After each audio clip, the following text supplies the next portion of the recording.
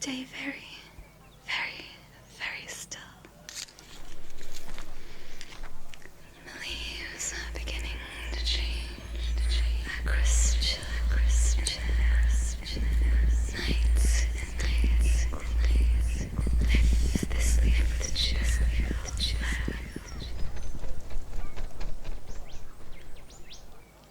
Look at that. You have a perfect Magical 𝙏𝙃𝙄𝙎. That spell channels its power from Autumnal Magical Illusions. I knew you had it in you. I could just tell. And now, for proper introductions. My name is Dreadalys. Who are you? Oh, I think I have seen you around before, though it's hard to tell. There are so many people around gallivanting at these seasonal festivals, don't you think? Have you been enjoying the jovial celebrations of the All Hallows Eve festival today? That's great to hear. The autumnal leaves are falling. Nature's bound to the ground. Gather around.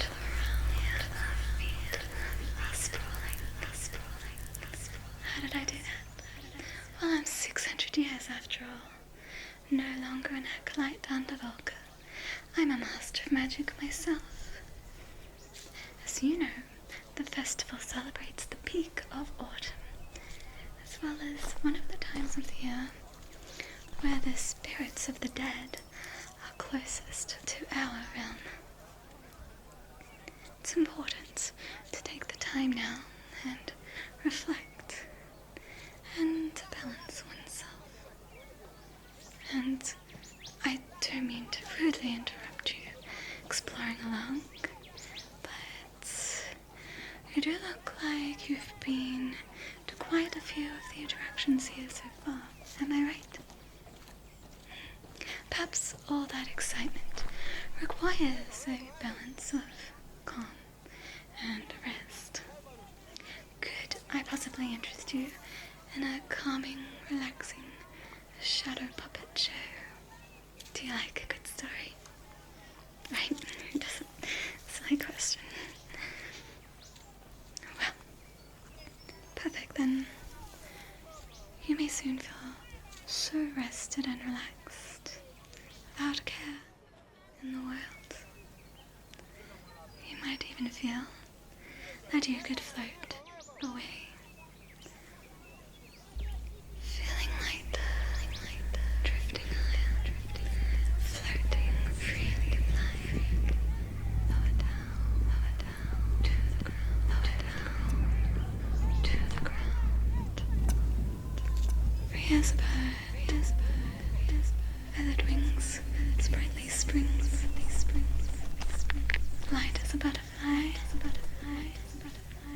scaly wings, vapory wings. Not only do I offer a feast for the eyes, but for the taste buds as well. If you think these apparitions are impressive, just wait until you've had a taste of my herbal brew of my tantalizing tincture. It will only accentuate the vividness of my magical illusions. I can see that you're patiently intrigued. Behind me is my magical tent, for which we can get nice and cozy inside to watch the show without any distractions from passers-by about the festival. Does that sound good to you? Perfect. Let's quench that curiosity and thirst now. If you would so kindly follow me inside my magical tent. Thank you. Just this way, please. Do you mind the branches?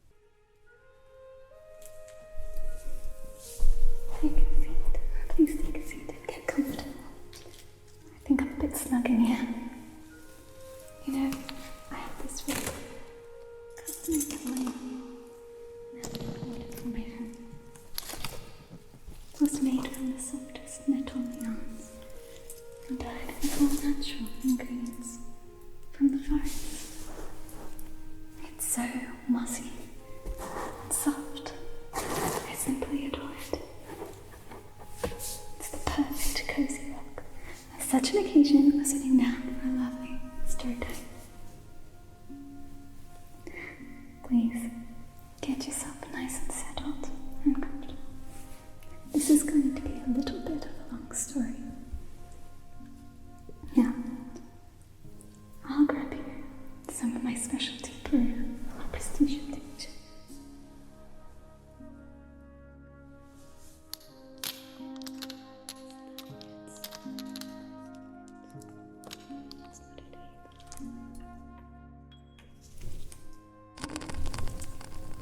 You didn't see that.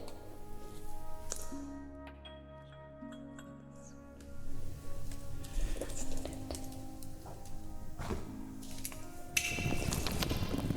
Don't worry about that.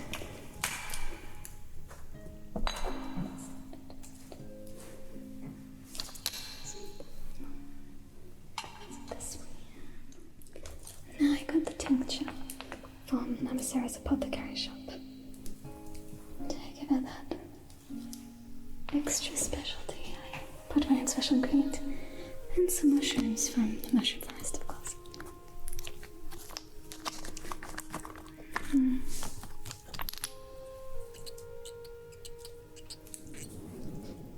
No, that's not it. Oh. This is it.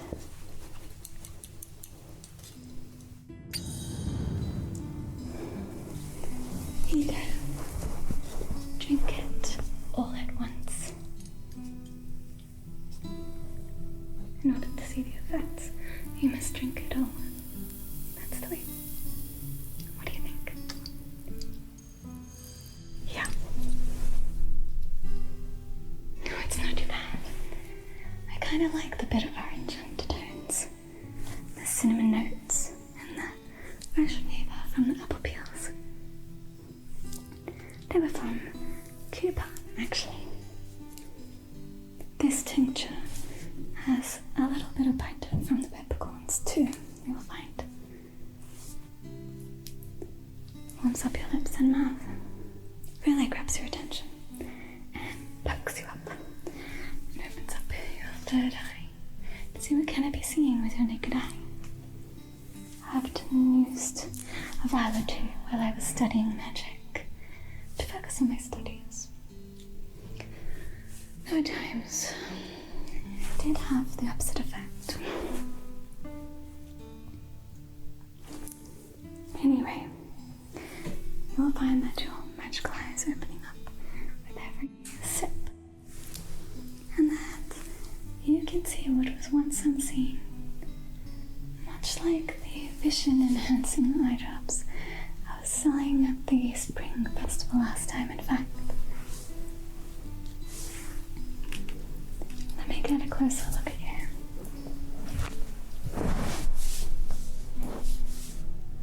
Yes. I can see that your aura, it's yellow, which shows that you're bounding with childish cheer and energy, but it's good. But for balance, we need some calm. It's not at a very relaxed state just yet. But the potion is definitely taking effect. Don't believe me? Then allow me to show you a little bit of what you can see now with your magic eye opened up. Consider this to be a little bonus to the show. And don't be alarmed with the timing control of what you're seeing. I'll be nice, I promise.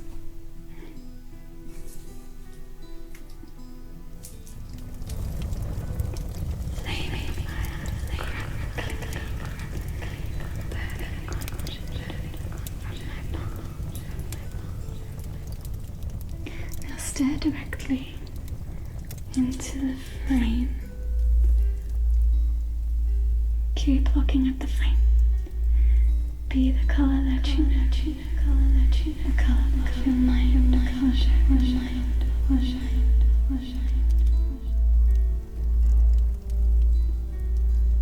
Purple. Purple can inspire the imagination. Imagine a different shape. Try it.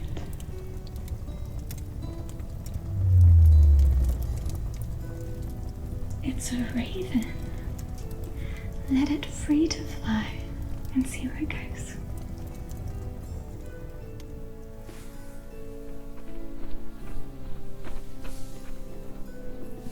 It is said that ravens often bring things to those who are kind. Are you a kind person? Of course you are. I can tell. Have a good luck with these things. It looks as though the raven has brought you a gift. I'll open it for you.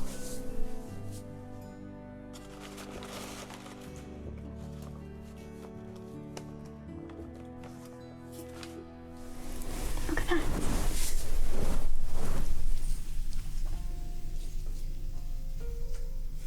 Oh, it looks as though the raven wants you to be entirely relaxed, as these are not ordinary crystals. These are special cooling crystals meant to soothe with icy cold flames.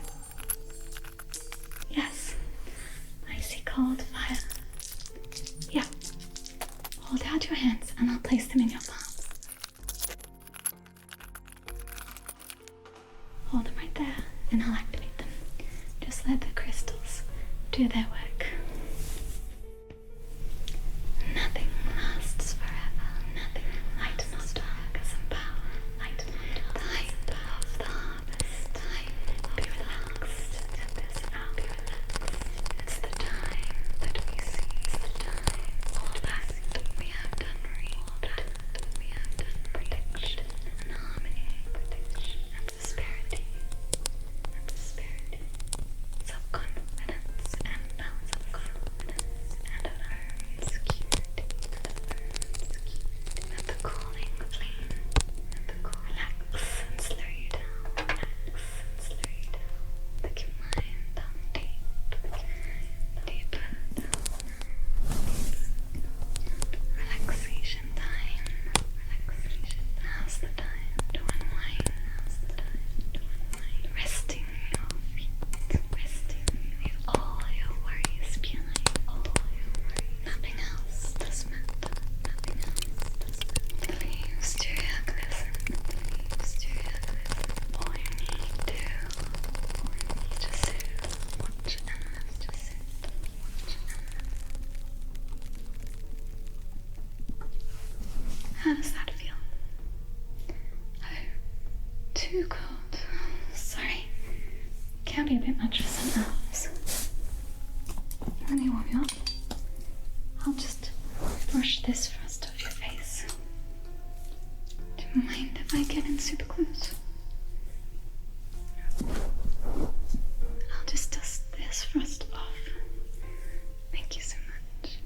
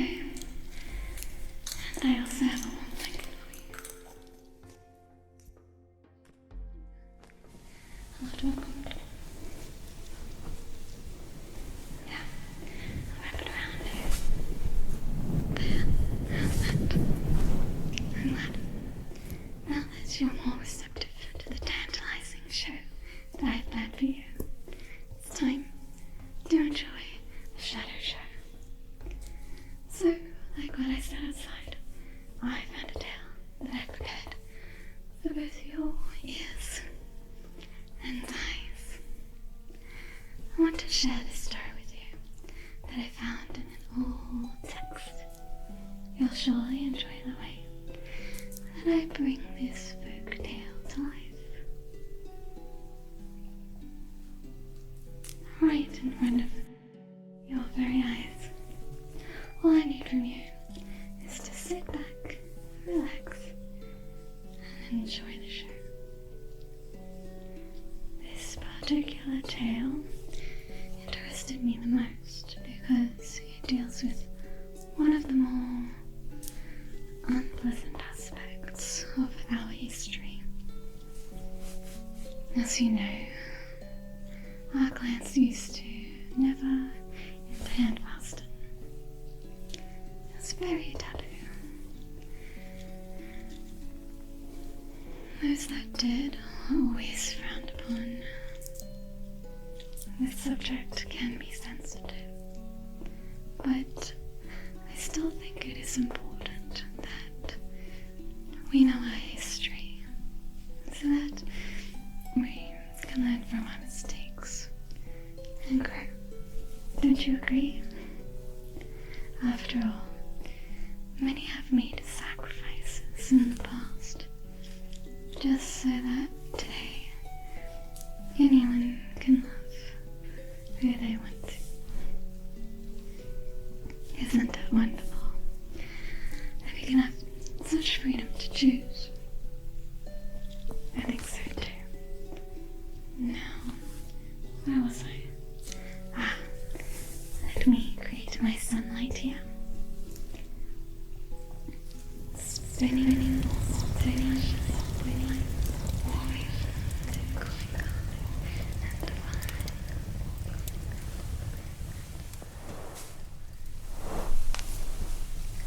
Ah yes, when into clan hand passing started to catch on, not everyone was so keen to let their children hand pass outside of tradition. 𝘾𝙊𝙉𝙏𝙃, the son of a humble, widowed Seder nobleman, lay asleep in his father's arms as he was at the market buying food for the week. A jealous, barren witch passing through the town happened to walk by, intent on putting a spell on every baby she passed.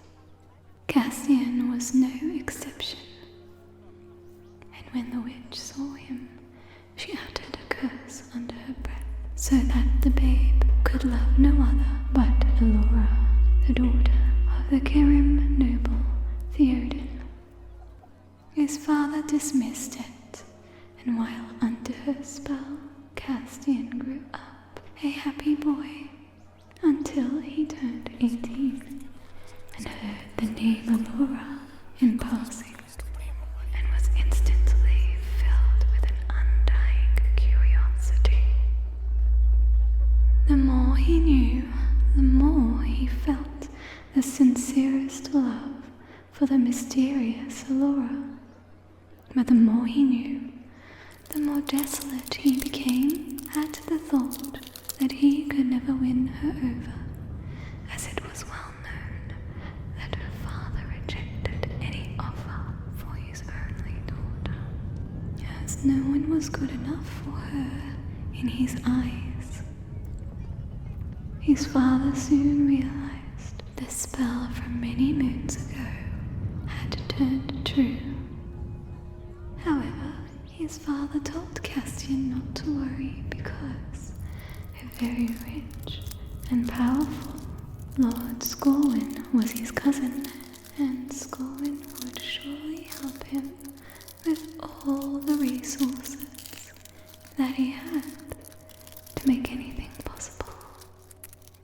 So off 𝘾𝙊𝙉 went to 𝘾𝙊𝙉's court, and 𝘾𝙊𝙉, being a hopeless romantic, welcomed him and assured 𝘾𝙊𝙉 that he would do all in his power, and he was very powerful, to assist him, all in the name of love.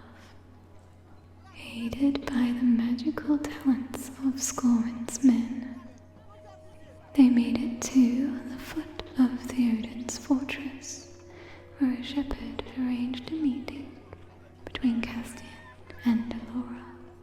They fell in love at first sight.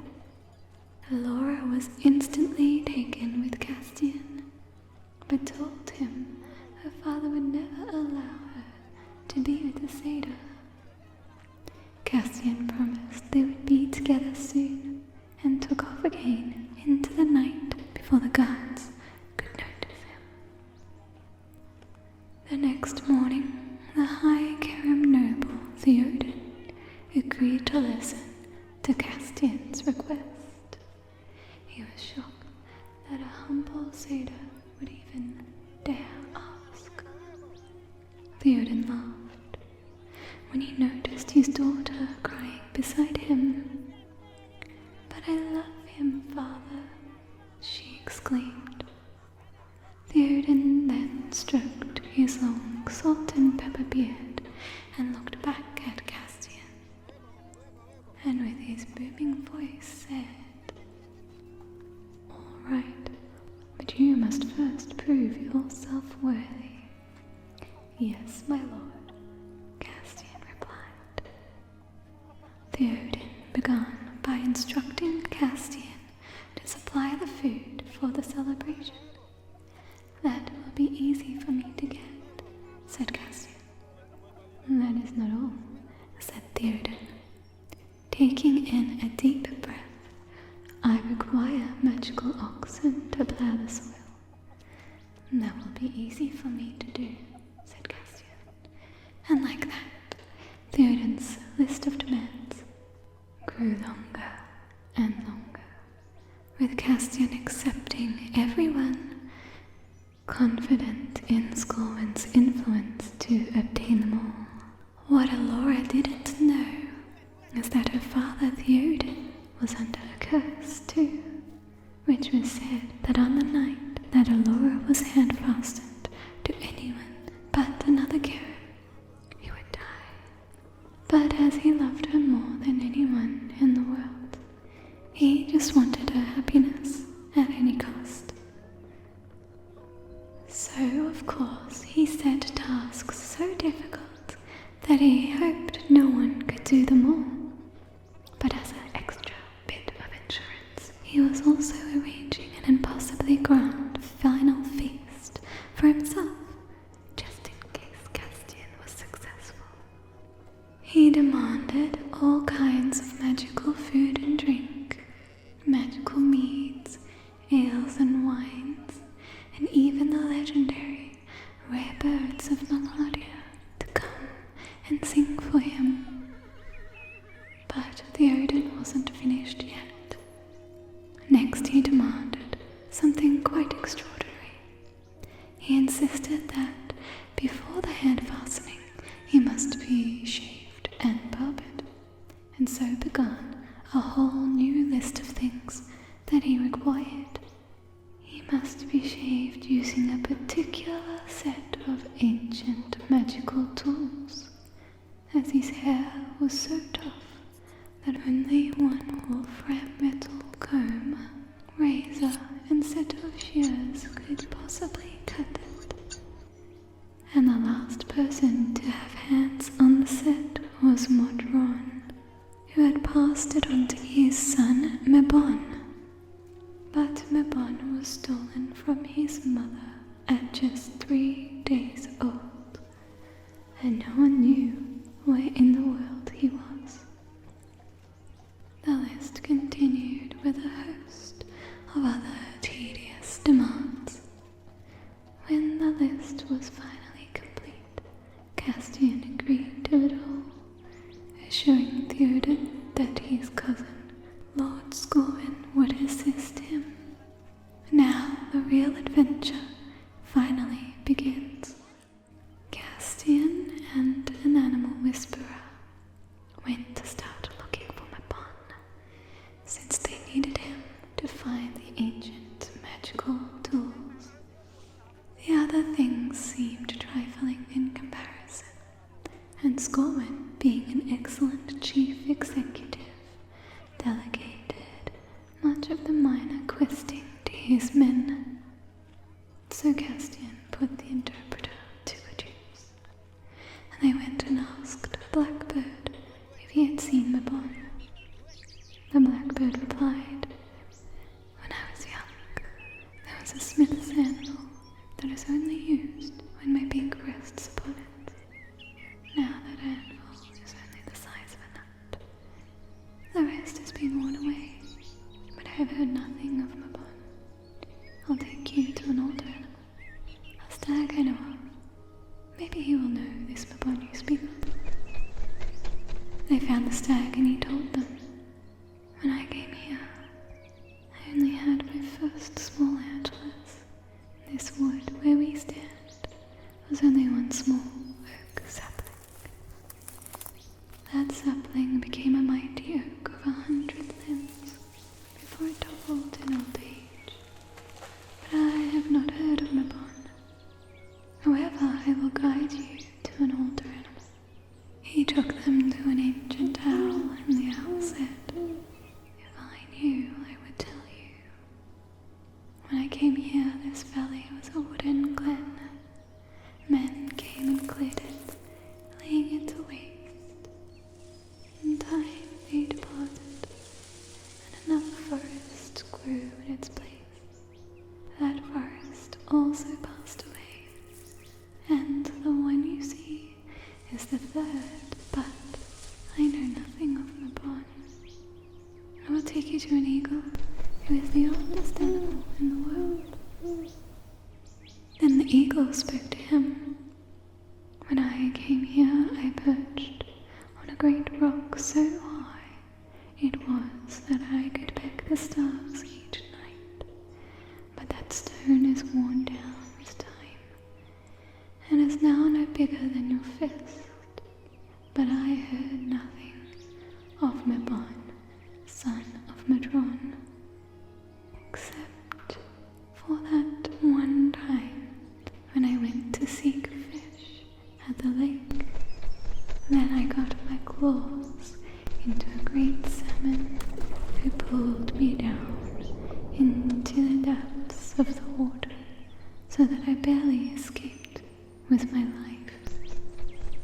I returned with my kinsman to find this salmon and destroy him, but he sent his own kinsman to make peace, and this was agreed. He asked me to remove the many tridents that had been cast into him by my fishermen, and this I did. And if anyone knows where Mabon might be, it will be this fish." So they went together to the great salmon, and he answered, "Yes, with every tide I go up the river until I come across the wall of a fortress. There I hear Mabon grieving and moaning. Come right on my shoulders, and I will take you there and show you." They rowed the great salmon through the water until they came to the wall of the fortress, and there they could hear Mabon lamenting. "No one has ever been more woefully imprisoned than I, and I cannot be ransomed with gold but only by battle." Well, Castian went and fetched 𝙁𝙁 and his men. 𝙁𝙁 took the front door of the fortress, while Castian took the back, and they had freed Mabon out after a fierce clash. Mabon, with his undying gratitude, asked how he could ever repay the men. So Castian asked for the magical tools he was rumoured to have: a wolfram metal comb, a razor, and a set of shears. Mabon exclaimed, "This is all I know of my father, but I would hand it over, for now I am able to finally join him in person once more, thanks to your rescue. However, my captors have hidden the pieces far and wide, so that it cannot be traced back to me. But I know where they are, and now that I am free,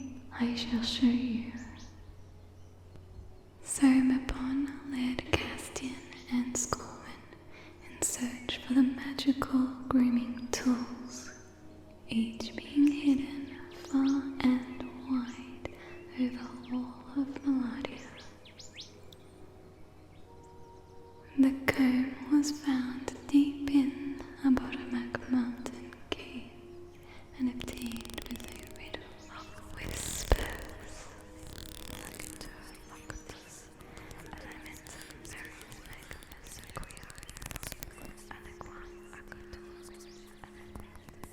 The razor was hidden in a Namacera forest maze filled with thick foliage and crinkly leaves.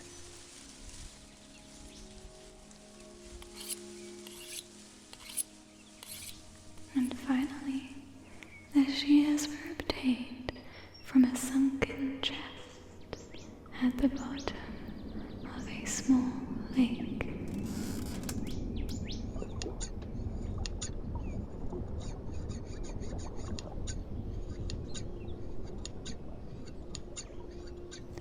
Before long, Skolwen's men had collected everything necessary, and finally Castian had obtained all that was required too. And so Theoden was shaved from the beard to the skin.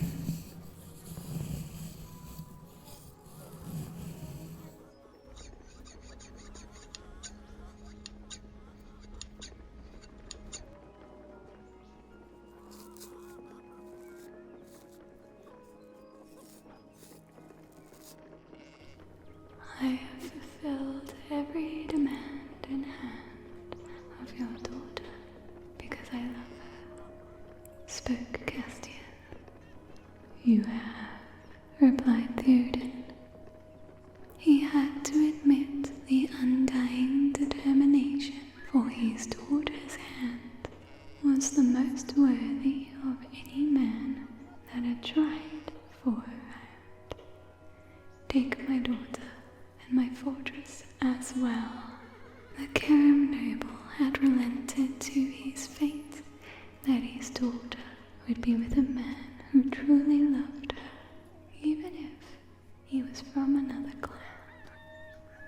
A great feast was held, and Castian took Alura's hand, and they celebrated into the night, with smiles glistening on their faces.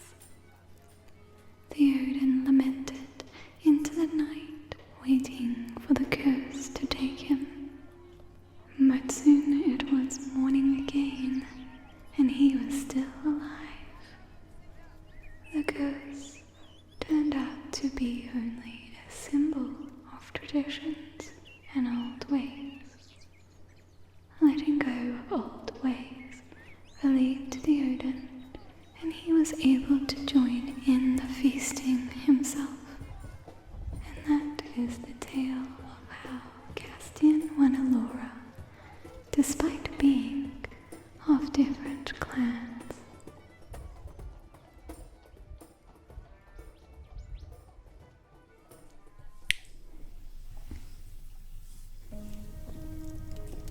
Burning brightly, shining, shining, as the time turns to Fizzle. So what did you think of the story? It seemed a bit old, but still entertaining nonetheless, don't you think? I certainly thought it was worth telling, and I thought it had a lovely message. Sometimes holding on to the past can be a curse, and I think we would all be better off if we could learn to let go just a little bit. Oh dear.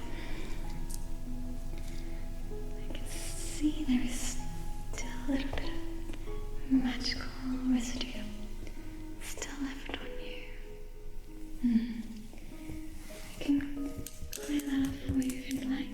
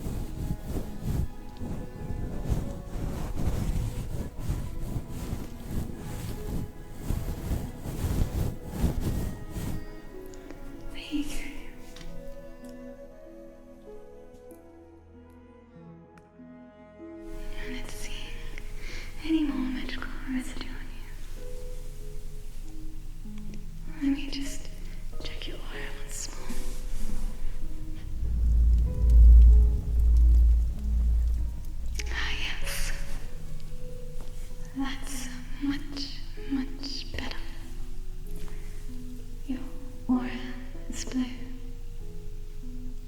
Blue is entirely calm.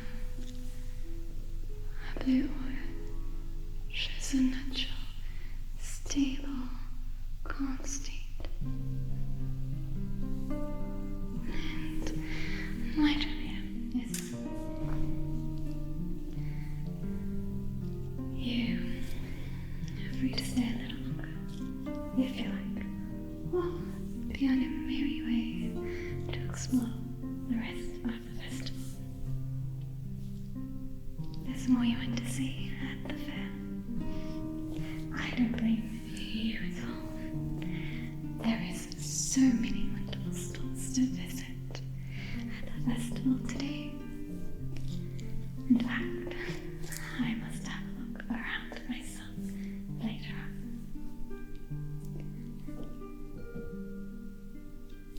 Before you go, it's just, may I please have my good bag? Thank you.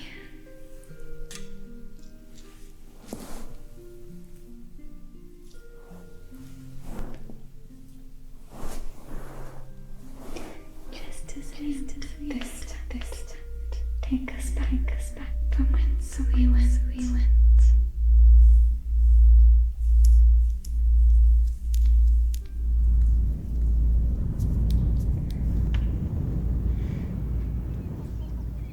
I bid you farewell, and do enjoy exploring the rest of the jovial festivities at the 𝙆𝙊𝘼𝙄𝙉𝙎 festival this evening.